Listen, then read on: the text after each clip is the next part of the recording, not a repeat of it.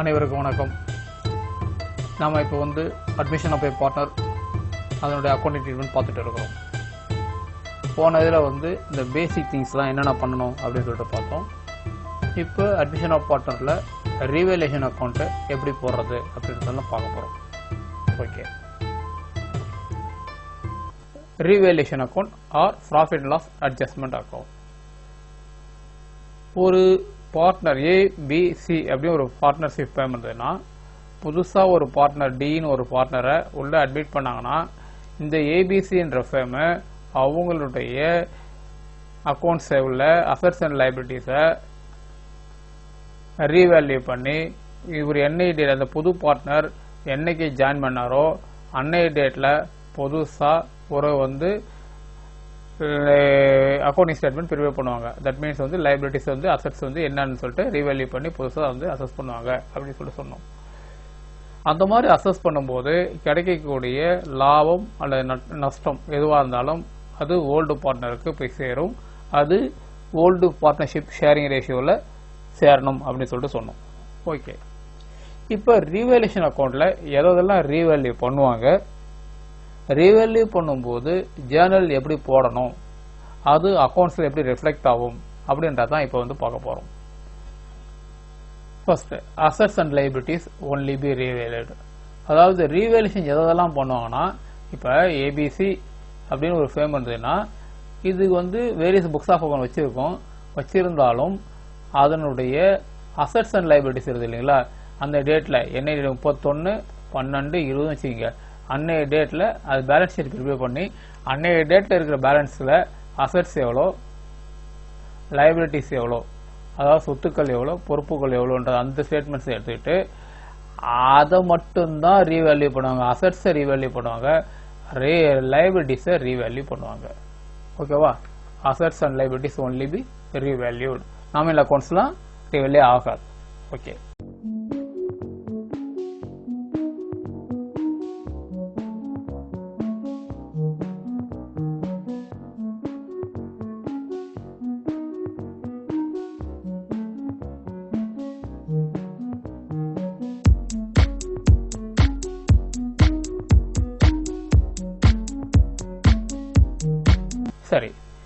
சரி. இப்போ இந்த ரீவேல்யூஷன் பண்ணும்போது எப்படி ஜேர்னல் பண்றது, எப்படி அது அக்கௌண்ட்ஸ் இது பண்றது, அக்கௌண்டிங் ட்ரீட்மெண்ட் எப்படி பண்றது அப்படின்றத பார்க்க போறோம். ஒவ்வொரு அசட்ஸையும் ரீவேல்யூ பண்ணும்போதோ இல்ல லைபிலிட்டிஸ் ரீவேல்யூ பண்ணும்போதோ அதை கரஸ்பாண்டிங்கா அதுக்கு நம்ம ஜேர்னல் பண்ணோம். ஜேர்னல் போட்டு கரஸ்பாண்டிங்கா அதுக்கு ஒரு அக்கௌண்ட்ஸ்ல போஸ்டிங் போடணும். போட்டு புதுசா அப்பதான் புதுசா பேலன்ஸ் ஷீட் ப்ரிப்பேர் பண்ண முடியும். ஓகே, இப்போ அப்படி பண்ணும்போது எதெல்லாம் வரும், அதுக்கு எதெல்லாம் ஜேர்னல் பண்ண முடியும், எப்படி ஜேர்னல் பண்றாங்க அப்படின்றத முதல்ல பார்க்கணும். First, if assets value increased. இப்போ இது ஒரு ஏபிசி அப்படின்ற ஃபேம்ஸ் இருந்துச்சுங்க. இதனுடைய அசட்ஸ்ல பில்டிங் அப்புறம் மெஷினரி இருந்துச்சுங்க. பில்டிங்குடைய வேல்யூ ஒரு 20 lakhs இருக்குது. 20 lakhs இருக்குது. இதுதான் இப்போ ரீவேல்யூ பண்ண போறோம். If assets value increased, assets value increase ஆனா என்ன பண்ணணும், எப்படி ஜேர்னல் பண்ணணும்னு பார்க்குறோம். இப்போ இந்த 20 lakhsன்றது முன்னைக்கு புக்ஸ் ஆஃப் அக்கௌண்ட்ஸ்ல 20 lakhs இருக்குது, ஆனால் மார்க்கெட் வேல்யூல 25 lakhs இருக்குனாக்கா இது எவ்வளோ நமக்கு 5 lakhs இன்க்ரீஸ் ஆயிடுது, அசட்ஸ் வேல்யூ இன்க்ரீஸ் ஆயிடுது. ஓகேவா, அப்போ அசட்ஸ் வேல்யூ இன்க்ரீஸ் ஆச்சுனாக்கா நம்ம என்ன பண்ணணும்னா ரீவேல்யூஷன் அக்கௌண்ட்ல எப்படி போடுறது அப்படின்றது சொல்லணும். இந்த ரீவேல்யூஷன் அக்கௌண்ட் சொல்றதை விட ஏற்கனவே சொன்னானு ரீவேல்யூஷன் அக்கௌண்ட் அப்படின்னாலும் profit and loss adjustment account அப்படின்னு சொன்னாலும் ரெண்டும் ஒன்று தான் சொல்லியிருக்கிறோம். இப்போ பேஸா ஒரு விஷயம் சொல்லி தந்துடுறேன் பாருங்க. இதை புரிஞ்சுக்கிட்டீங்கன்னா ரீவேல்யூஷன் அக்கௌண்ட் எப்படி போடணும், எந்த பக்கம் டெபிட் பண்ணணும், எந்த பக்கம் கிரெடிட் ஆகும் அப்படின்றது உங்களுக்கு கான்செப்ட் புரியும். இப்போ இது ப்ராஃபிட் அண்ட் லாஸ் அக்கௌண்ட் வச்சுக்கிங்க. ப்ராஃபிட் லாஸ் அக்கௌண்ட் அப்படின்னாக்கா நமக்கு இந்த பக்கம் என்ன வரும், இது டெபிட் சைடு, இது கிரெடிட் சைடு வச்சுங்க. இந்த பக்கம் என்ன வரும், பை கிராஸ் ப்ராஃபிட் வரும். கிராஸ் ப்ராஃபிட் இங்கே போடுவோம், எல்லாம் இங்கே போடுவோம். இங்கே வர இன்கம்ஸ்லாம் இங்கே போடுவோம், இந்த பக்கம் எக்ஸ்பென்சஸ்லாம் இங்கே போடுவோம். இதை பேலன்ஸ் பண்ணோம்னா இன்கம் சைடு அதிகமாக இருந்ததுன்னா இங்கே 2 நெட் ப்ராஃபிட் போடுவோம், அதை இங்கே போட்டுக்குவோம். அதுக்காக போட்டுட்டு இது வந்து இங்கே வரும். கீழே வந்து இந்த ஆப்போசிட் சைடில் இந்த பக்கம் வரும். அப்போ பை நெட் ப்ராஃபிட் கிராஸ் இது பிராட் டவுன் அப்படின்னு சொல்லிட்டு இங்கே வரும். ஓகேவா? ரைட். இதுவே வந்து இதுவாக இருந்துச்சுங்க, இதுவே வந்து டெபிட் சைடு இன்க்ரீஸ் அதிகமாக இருந்தது, இந்த பக்கம் கிரெடிட் சைடு கம்மியாக இருந்ததுன்னா இந்த பக்கம் வந்து டிஃபரன்ஸை போட்டு பை லாஸ் அப்படின்னு போடுவோம். அந்த லாஸ் இங்கே போட்டு வச்சிருப்போம். ஓகேவா? அப்போ ப்ராஃபிட் லாஸ் அட்ஜஸ்ட்மெண்ட் அக்கௌண்ட் போது நமக்கு இங்கே வந்து வரக்கூடிய இன்கம்லாம் இந்த பக்கமும் வரக்கூடிய எக்ஸ்பென்ஸ் லாஸஸ்லாம் இந்த பக்கமும் போடணும். அதாவது கெயின் வந்துன்னா கிரெடிட் சைடும் லாஸ் வந்துன்னா டெபிட் சைடும் போடணும். இது பேஸ் ஃபண்டமெண்டல் இல்லையா? இது போதும். அப்போ இதுதான். அப்போ ரீவேல்யூஷன் அக்கௌண்ட் போடும்போது எப்படி போடணும்னாக்கா ரீவேல்யூஷன் அக்கௌண்ட் போட்டோம்னா அதை போட்டுட்டு இதில் ரீவேல்யூஷன் அக்கௌண்ட் போடும்போது எதெல்லாம் இன்கமாக வருது, நம்ம அடிஷனல் நம்ம இன்கமாக வர மாதிரி இருந்தோ அதெல்லாம் இந்த பக்கம் கிரெடிட் சைடில் போடணும். எதெல்லாம் லாஸ் அல்லது வந்து நமக்கு வந்து ரெவென்யூ குறையுதோ அதெல்லாம் வந்து டெபிட் சைடில் போடணும். அதாவது இன்கம் வந்துன்னா கிரெடிட் சைட்லையும் லாஸ் வந்ததுன்னா வந்து டெபிட் சைட்லையும் ரீவேல்யூஷன்ஸ் அக்கௌண்ட்டில் போடணும். இது ஃபண்டமெண்டல். ஓகேவா? இப்போ பாருங்க.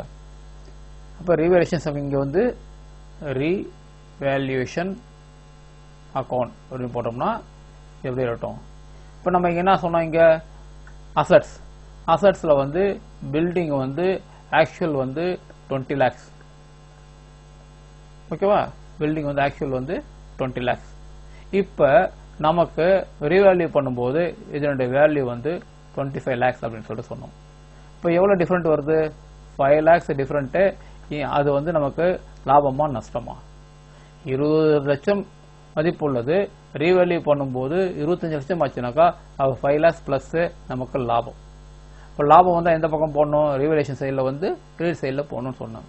அப்போ 5 lakhs இந்த போடுறோம். ஓகேவா? இந்த 5 lakhsன்றது நமக்கு பில்டிங் அசட்ல இன்க்ரீஸ் ஆகுது. அசட் ஆல்வேஸ் என்னவா இருக்கும்னு சொல்லியிருக்கிறேன், பேசிக் ஃபண்டமெண்டலா அசட் ஆல்வேஸ் வந்து டெபிட் பேலன்சஸ். அப்போ அசட் வந்து எப்போதுமே டெபிட் பேலன்ஸ் தான் இருக்கும். கேஷ் டெபிட் பேலன்ஸ் தான் இருக்கும். அசட்ஸ்லாம் டெபிட் பேலன்ஸ் தான் இருக்கும். ஸ்டாக்கு டெபிட் பேலன்ஸ் தான் இருக்கும். அப்போ அசட் டெபிட் பேலன்ஸாக இருந்ததுன்னா அடிஷனலாக இன்னொரு 5 lakhs ஆச்சுனாக்கா அசட் என்ன ஆகும்? இன்னும் டெபிட் இன்க்ரீஸ் ஆகணும். என்ன ஆகணும்? அசட்ஸை வந்து ஃபர்தராக மறுபடியும் டெபிட் பண்ணணும் அப்படின்னு அர்த்தம். அப்போ டெபிட் வந்து அப்போ வந்து இந்த எனக்கு என்ன வருது? நமக்கு பில்டிங் அக்கௌண்ட் டெட்டார் 5 lakhs. இது நம்ம எங்கே கொண்டு போட போகிறோம்? ரீவேல்யூஷன்ஸ் அக்கௌண்ட்டில் போடும். To revaluations account 5 lakhs. இப்போ building debtor to revaluations credit சைடில் 5 lakhs போட்டோம். அப்போ இங்கே வந்து பை பில்டிங் அப்படின்னு சொல்லிட்டு போடணும். பை பில்டிங் அக்கௌண்ட் போட்டுருவோம். இப்போ கிரெடிட் சைடில் இதை இங்கே போட்டுருக்கோம். அப்போ அசட் வேல்யூ இன்க்ரீஸ் ஆச்சுனாக்கா அசட்ஸ் அக்கௌண்ட் டெட்டார், இது ஜேர்னல் இப்படி தான் வரும், assets account debtor to revaluation account அப்படி போடணும்.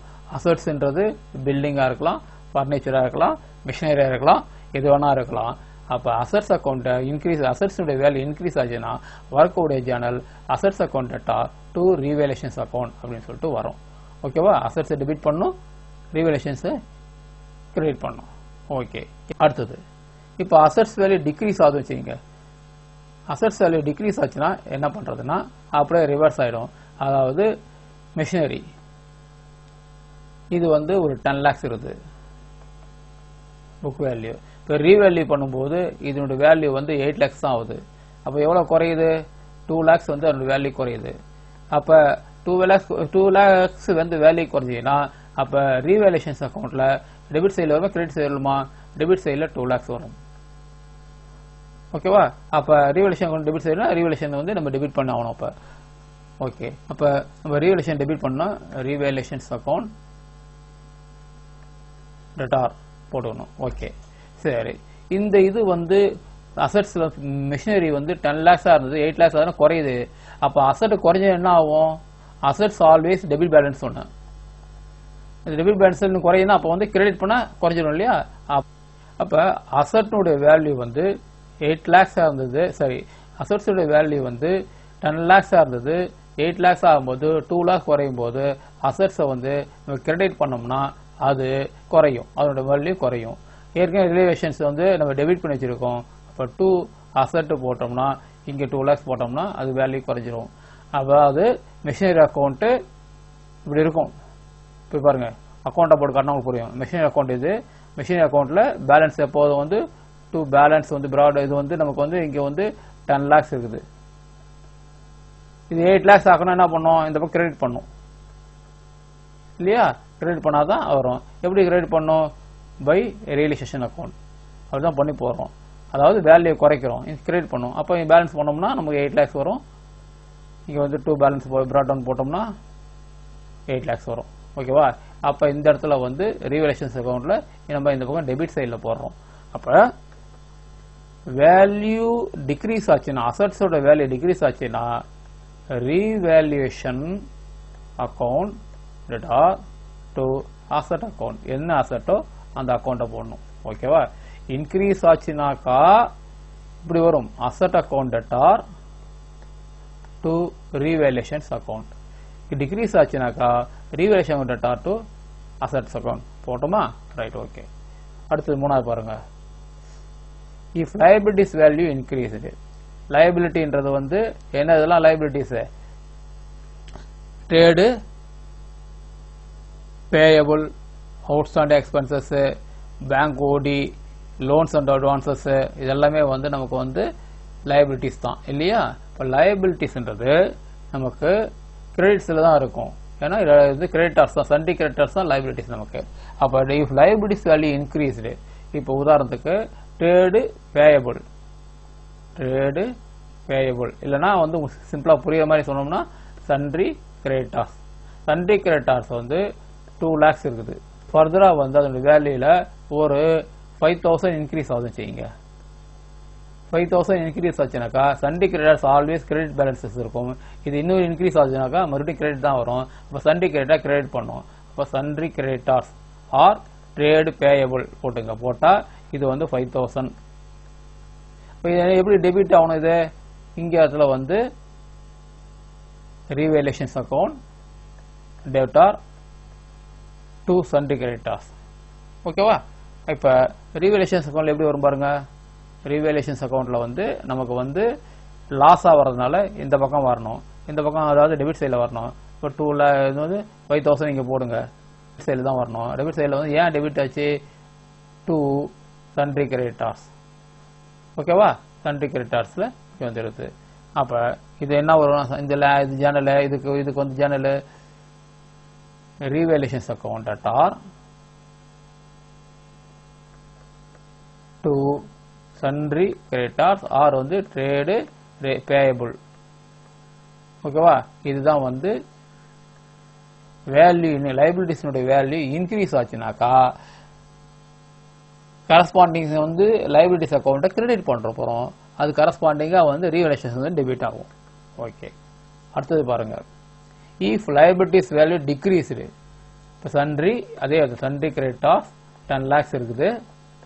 இதோட வேல்யூ வந்து நம்ம வந்து சப்போஸ் கடனா கொஞ்சம் அடிச்சிட்டோம் 9 lakhs ஆகி போச்சுனாக்கா இது கிரெடிட்ல இருந்தது குறைக்கணும். அந்த 9 lakhs ஆகி போச்சுன்னா 1 lakh வந்து குறைஞ்சு போச்சுன்னு அர்த்தம்னாக்கா 1 lakh டெபிட் பண்ணிருக்கோம்னு அர்த்தம் இல்லையா?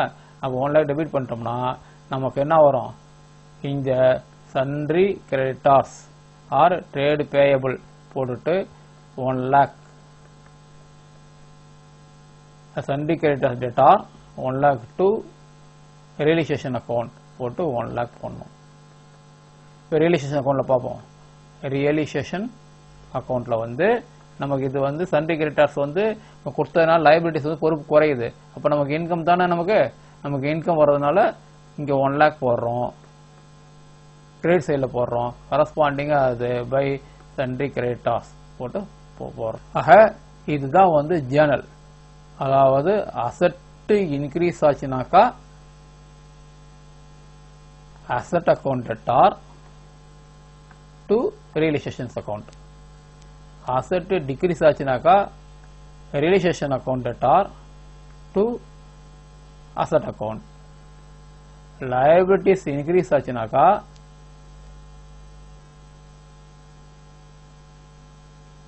realization account debtor to liabilities account. Liabilities decrease ஆச்சுனாக்கா liabilities account debtor to revaluation account. இதான் இந்த ஜேர்னல் தான் பேசிக். வேற இந்த 4 ஜேர்னல் தான் வரும். ஓகேவா? ரைட். அதாவது ரீவேல்யூஷன்ஸ்ல இந்த 4 வரும். இது இல்லாம ரீவேல்யூஷன்ஸ் போட்டு முடிக்கிறோம். போட்டு முடிச்ச ரீவேல்யூஷன்ஸ் அக்கௌண்ட் போட்டு முடிச்ச பிறகு இதுல வந்து நமக்கு வந்து ப்ராஃபிட் வருது. பேலன்ஸ் பண்றோம். பேலன்ஸ் பண்ணோம்னா கிரெடிட் சைட்ஸ் அதிகமா வருது. அப்ப 2 வந்து ப்ராஃபிட் வருது வச்சுங்களா, ஒரு அமௌண்ட் வருதுங்களா. அப்ப கிரெடிட் சைட்ல வந்து நமக்கு ப்ராஃபிட் அதிகமா இருக்குது. இந்த ப்ராஃபிட்ஸை யாருக்கு போகணும்? ஓல்டு பார்ட்னருக்கு போகணும். ஓல்டு பார்ட்னருடைய கேபிட்டல் அக்கௌண்ட் போடணும்.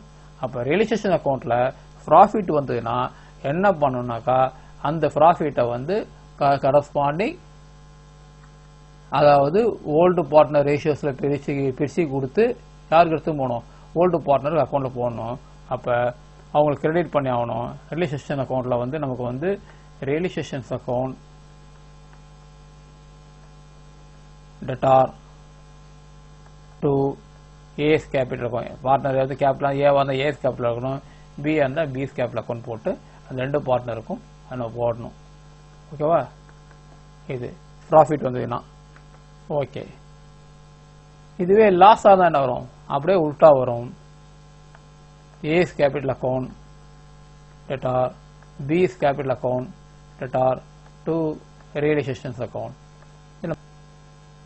அசட்ஸ் இன்க்ரீஸ் ஆச்சுன்னா எப்படி போறதுன்னு சொன்னா, அசட்ஸ் டிக்ரீஸ் ஆச்சுனாக்கா என்ன வேலை பண்ணணும். அதுவே லைபிலிட்டிஸ் இன்க்ரீஸ் ஆச்சுன்னா என்ன செய்யணும்னு சொன்னேன், லைபிலிட்டி டிக்ரீஸ் ஆச்சுன்னா என்ன செய்யணும்னு சொன்னேன்.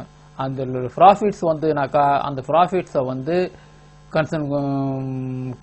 ஓல்டு பார்ட்னர் அக்கௌண்ட்ல கரஸ்பாண்டிங்கா உள்ள ஓல்டு ரேஷியோஸ்ல டிரான்ஸ்ஃபர் பண்ணிட்டு வேல்யூஷன்ஸ் அக்கௌண்ட் வந்து அதில் கிடைச்ச இது வந்து டெபிட் பண்ணணும்னு சொன்னேன். அதே லாஸ் ஆகி போச்சுனாக்கா கரஸ்பாண்டிங்கா அந்த பார்ட்னர் அக்கௌண்ட்டை டெபிட் பண்ணிட்டு ரீவேல்யூஷன்ஸுக்கு கிரெடிட் பண்ணணும்னு சொல்லியிருக்கிறேன். ஓகேவா? இந்த மாதிரி செய்யும் பொழுது என்ன ஆகுனாக்கா நமக்கு ரீவேல்யூஷன்ஸ் போட்டு ரீவேல்யூஷன்ஸ்ன்றது நம்ம டெம்பரரியா போடுற ஒரு அக்கௌண்ட். இந்த ரீவேல்யூஷன்ஸ் அக்கௌண்ட் இதெல்லாம் இது ஃபுல்லா போட்டு முடிச்சிட்டீங்கன்னா ரீவேல்யூஷன்ஸ் அக்கௌண்ட் ஆட்டோமேட்டிக்கா டேலி ஆயிடும். இந்த பக்கம் எதுவுமே இருக்காது, இந்த பக்கம் இருக்காது, கரஸ்பாண்டிங் டேலி ஆயிடும். அதன் பிறகு வந்து புதுசா பேலன்ஸ் ஷீட் போடும்போது ரீவேல்யூஷன்ஸ் அக்கௌண்ட் சொல்லிட்டு ஒரு அக்கௌண்ட் இருக்கா. ஓகேவா? இப்போ ரீவேல்யூஷன்ஸ் அக்கௌண்ட் பத்தி தெரிஞ்சுக்கிட்டோம். இப்போ ஒரு சம் எடுத்து போடுவோம். உங்க புக்ல இருக்க ஒரு சம், அதையே கொஞ்சம் எலாபரேட்டா பண்ணி போட போறோம். உங்க புக்ல இருக்கிறத விட இன்னும் கொஞ்சம் எலாபரேட்டா பண்ணி ஃபுல்லா எல்லா பாயிண்ட்ஸும் கவர் பண்ற மாதிரி ஒரு அக்கௌண்ட் போட போறோம். 2000 வந்து ராம் கேபிட்டலுக்கு வந்து 1200 ட்ரான்ஸ்ஃபர் பண்ணோம், போனுக்கு வந்து 800 ட்ரான்ஸ்ஃபர் பண்ணோம். இந்த இடத்துல இப்போ பேலன்சிங் வந்து 2 பக்கம் டேலி ஆயிடுது.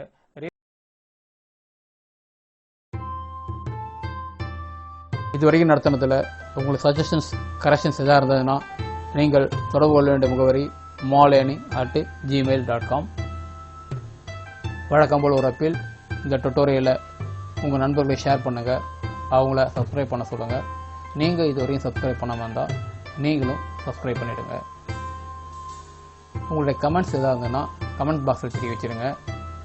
உங்களுக்கு நான் புதுசாக போகிற டுட்டோரியல் உடனுக்குடனே கிடைக்கும்னாக்கா பெல் ஐக்கானை கிளிக் பண்ணி நோட்டிஃபிகேஷனை எனேபிள் பண்ணி வச்சுக்கிங்க. மீண்டும் சந்திப்போம். நன்றி, வணக்கம்.